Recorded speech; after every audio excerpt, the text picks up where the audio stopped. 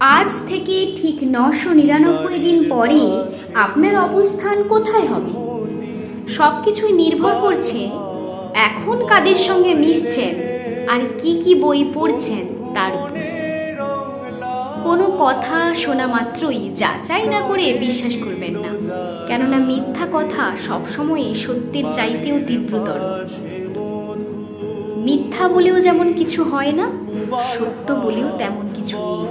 যেটা আমরা সবাই মিলে মেনে নিই সেটাই সত্য, আর যেটা সবাই মিলে আমরা অস্বীকার করি ওটাই মিথ্যা।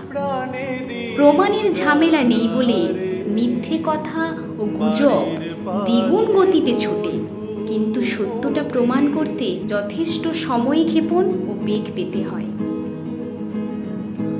জীবনটা বড্ড ক্ষণস্থায়ী। ভালো মানুষ সাজার ভান না করে ভালো মানুষ হয়ে গেলেই তো হয়।